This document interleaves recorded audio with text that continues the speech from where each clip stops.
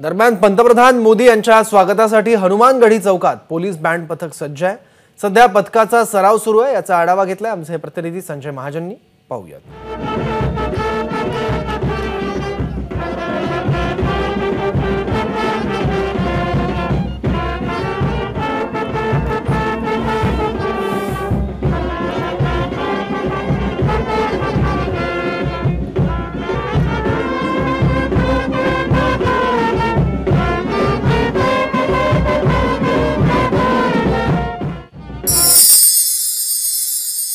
पंतप्रधान नरेंद्र मोदी 22 जानेवारी रोजी अयोध्या नगरीत येत आहेत आणि त्यानिमित्त जोरदार तयारी सुरू आहे। आपण जर का बघितलं तर या ठिकाणी हनुमानगढी चौकामध्ये पोलिसांचं हे बँड पथक आहे। या बँड पथकावर फक्त रामाचीच गाणी वाजवल्या जात आहे। या समारोहाला आता 3 दिवस उरलेले आहे, त्यामुळे उत्तर प्रदेश सरकारचा हा बँड नरेंद्र मोदी यांच्या स्वागतासाठी आतापासून ट्रायल घेत आहे।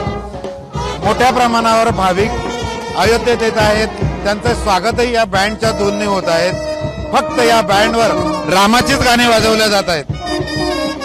मोठ्या प्रमाणावर भाविक हे बघायला तयार आहेत।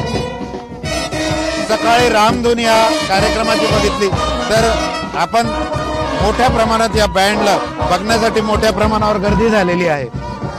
हनुमानगढी परिसरात हा मुख्य बँड सोहळा आहे। या ठिकाणी नरेंद्र मोदी यांचं या बँडने रामाचं भजन ऐकून स्वागत होणार आहे। हनुमानगढी मंदिर हे समोरच आहे।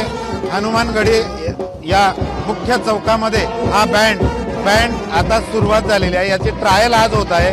थोड्याच वेळात योगी आदित्यनाथ या ठिकाणी पोहोचतील, त्यांचंही स्वागत या बँडच्या माध्यमातून रामधून वाजून करणार आहेत।